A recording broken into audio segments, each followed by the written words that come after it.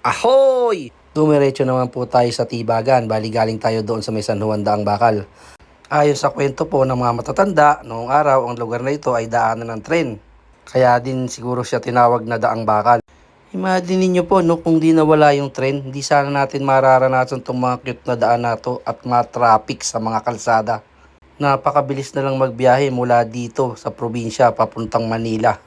Ang saya rin sigurong mamuhay noong mga panahon ng mga lolo't lola natin. Less ang mga polusyon, less din yung korupsyon. Guys, tara, biyahihin na lang natin to. Pasyalan natin ang Tibagan. Let's go!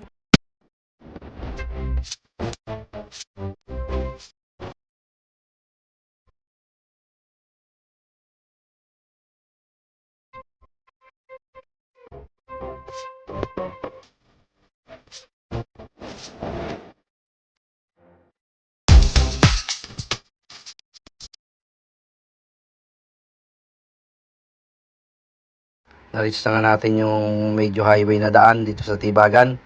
Dumiretso naman tayo ng kaliwa.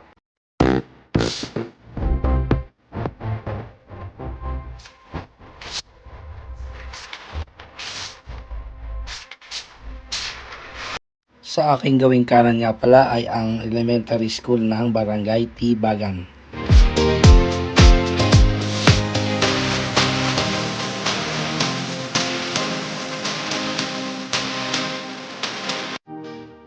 At narating na po natin ang Barangay Hall ng Tibagan.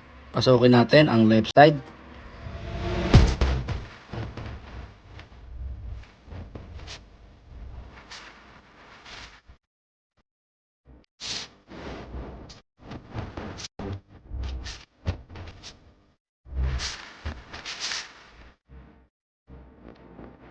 Yun, at dead end na mo ito. Balik na tayo. Mula doon sa may kinaliwa natin, doon sa Barangay Hall, diretsuhin na natin to.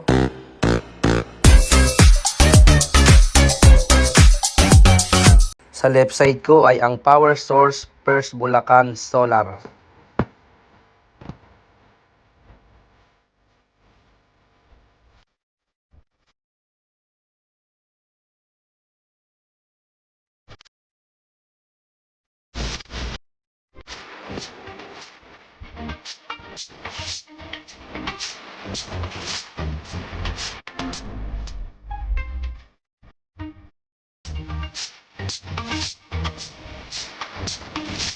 Bali, ito na po ang boundary ng Tibagan at Pulong Bayabas.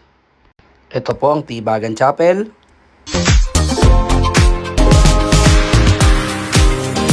Kanina, galing doon sa may Daang Bakal San Juan, kumaliwa tayo. Ito naman yung daan na pakanan.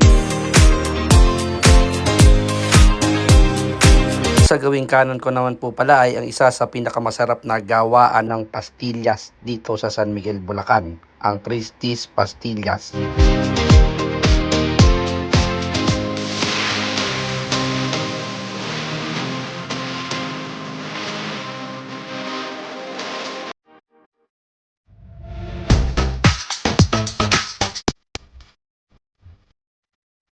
Kung hanap mo naman ay mala Italian restaurant na dating, punta ka dito sa Rome's Cafe. Panalo lahat ng pagkain dyan.